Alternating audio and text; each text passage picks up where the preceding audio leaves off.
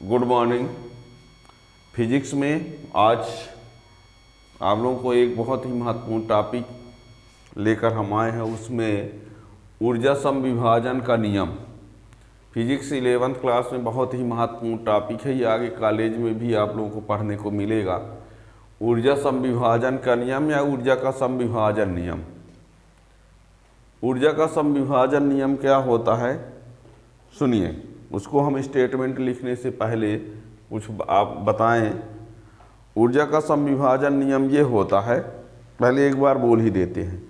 ऊर्जा का समविभाजन नियम ये है कि तापी साम्य की स्थिति में किसी ऊष्मागतिक निकाय की कुल जो ऊर्जा होती है, तापी साम्य की स्थिति में किसी ऊष्मागतिक निकाय की जो कुल ऊर्जा होती है, वो ऊर्जा प्रत्येक स्वतंत्र उसकी स्वतंत्रता की कोटि में समान रूप से विभाजित होती है। तापी साम्य की स्थिति में किसी ऊष्मागतिक निकाय की कुल ऊर्जा उसके प्रत्येक स्वतंत्रता की कोटि में समान रूप से विभाजित होती है। स्वतंत्रता की समस्त स्वतंत्रता कोटियों में समान रूप से विभाजित। जैसे मान लीजिए किसी की स्वतंत्रता की कोटि मान लो 3 है और उसकी कुल ऊर्जा मान लीजिए 24 है, ठीक है ना। इसकी कुल ऊर्जा कितनी है 24 और उसकी स्वतंत्रता की कोटि कितनी है 3 है। तो प्रत्येक स्वतंत्रता की कोटि में ऊर्जा समान रूप से विभाजित होगी। इसका मतलब 3 स्वतंत्रता की कोटि है तो तीनों में समान ऊर्जा ये बट जाएगी। तो एक में कितनी होगी 8 होगी, दूसरे में भी कितनी होगी, दूसरे में भी 8, तीसरे में भी 8, ठीक है ना। 3 स्वतंत्रता की कोटि है तो तीनों में समान रूप से ये ऊर्जा विभाजित होगी, ठीक है ना। यदि 4 स्वतंत्रता की कोटि है तो ये चारों में समान रूप से विभाजित होगी, तो 6 6 6 6 6 आएगा, ठीक है ना। ये स्वतंत्रता की कोटि 2 है तो यही 24 जो है तो 12 12 हो जाएगी, ठीक है ना। यानी तो ये आप कह सकते हैं कि तापी साम्य की अवस्था में किसी ऊष्मागतिक निकाय की कुल ऊर्जा उसकी समस्त स्वतंत्रता की कोटियों में समान रूप से विभाजित होती है। और ये भी है तथा यह ऊर्जा प्रत्येक स्वतंत्र कोटि के लिए, प्रत्येक स्वतंत्र कोटि के लिए में ये ऊर्जा, इस ऊर्जा का मान जो होता है 1/2 kT होता है। प्रत्येक स्वतंत्रता कोटि में यह ऊर्जा का जो मान होता है वो कितना होता है 1/2 kT, जहाँ के वोल्टेज मैग्नीतांक और T क्या होता है परम ताप, ठीक है ना। क्या कहा हमने, तापी साम्य की अवस्था में किसी ऊष्मागतिक निकाय की कुल ऊर्जा उसके समस्त स्वतंत्रता कोटियों में समान रूप से विभाजित होती है तथा प्रत्येक स्वतंत्र कोटि के लिए ऊर्जा का जो मान होता है, प्रत्येक स्वतंत्र कोटि में ऊर्जा का मान जो होता है वो 1/2 kT होता है, जहाँ के वोल्टेज मैग्नीतांक और T क्या है परम ताप, ठीक है ना।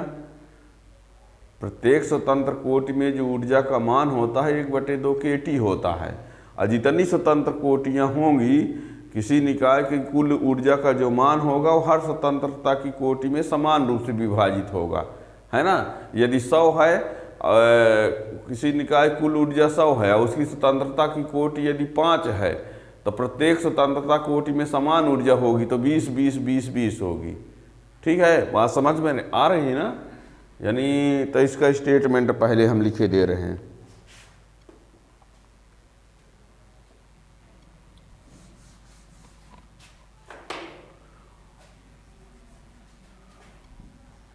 ऊर्जा समविभाजन का नियम। ऊर्जा समविभाजन का नियम या ऊर्जा का समविभाजन नियम जो भी लिखा रहे, ऊर्जा का समविभाजन नियम, ये जो भी लिखा रहे, इस नियम के अनुसार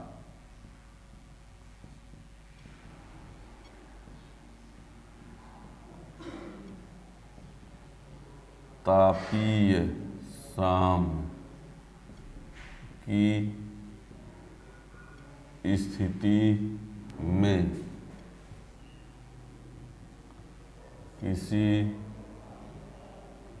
ऊष्मागतिक निकाय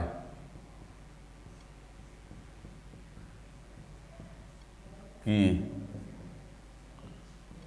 कुल ऊर्जा उसके प्रत्येक स्वतंत्रता की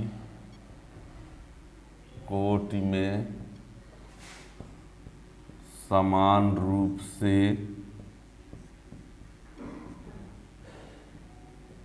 विभाजित होती है। इस नियम के अनुसार तापी साम की स्थिति में किसी ऊष्मागतिक निकाय की कुल ऊर्जा उसके प्रत्येक स्वतंत्रता की कोटि में समान रूप से, ये रूप समान रूप से विभाजित होती है तथा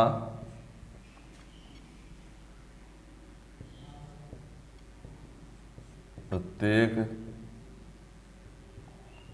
स्वतंत्रता की कोटि में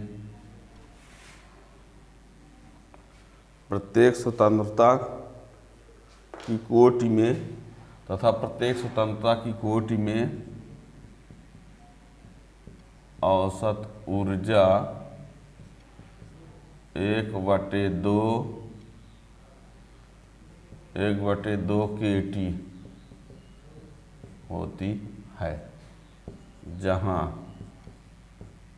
के वोल्टेज मान्यतांक तथा T परम ताप है। यदि परम ताप T पर किसी अणु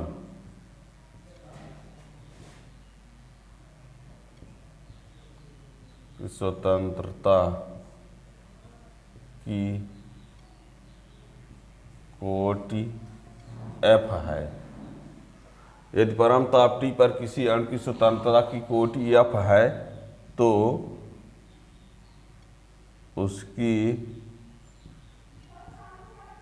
कुल ऊर्जा E बराबर 1/2 F kT होगी। 1/2 F kT होगी। अब क्यों एक स्वतंत्रता की कोटि के लिए ऊर्जा 1/2 kT होती, प्रत्येक स्वतंत्रता कोटि में ऊर्जा कितनी होती है? 1/2 kT होती है ना। औसत ऊर्जा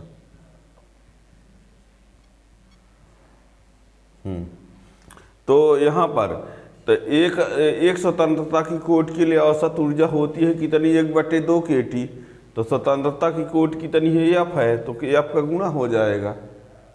यही ना हमने कहा कि यदि प्रत्येक स्वतंत्रता की कोटि के लिए 1/2 kT होती है, तो यदि किसी की स्वतंत्रता की कोटि 5 होगी तो उसके लिए कुल ऊर्जा कितनी होगी? 5 गुणे 1/2 kT हो जाएगी। ठीक है ना। यदि किसी स्वतंत्रता की कोटि क्या है?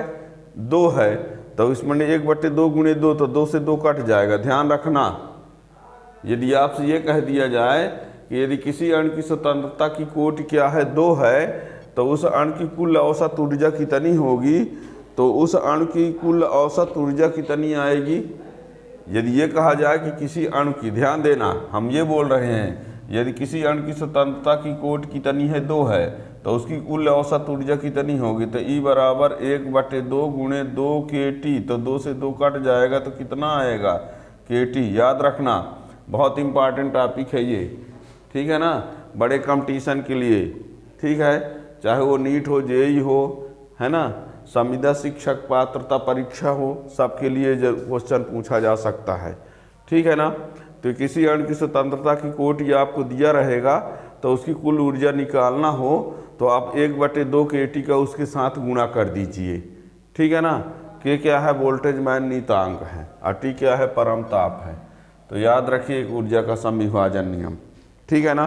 तापी साम्य अवस्था में किसी ऊष्मागतिकी इकाई की कुल ऊर्जा उसके प्रत्येक स्वतंत्र कोटि में समान रूप से विभाजित होती है, और प्रत्येक स्वतंत्र कोटि में उस ऊर्जा का जो मान होता है वो 1/2 kT होता है।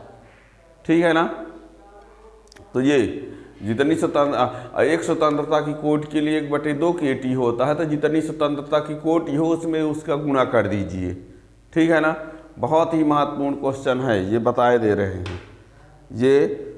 ये आप इस प्रकार के नए वीडियो के लिए चैनल को सब्सक्राइब कर लेंगे तो नोटिफिकेशन मिलता रहेगा। उसका वीडियो जब भी बनेगा तो आपको नोटिफिकेशन मिल जाएगा। Thank you.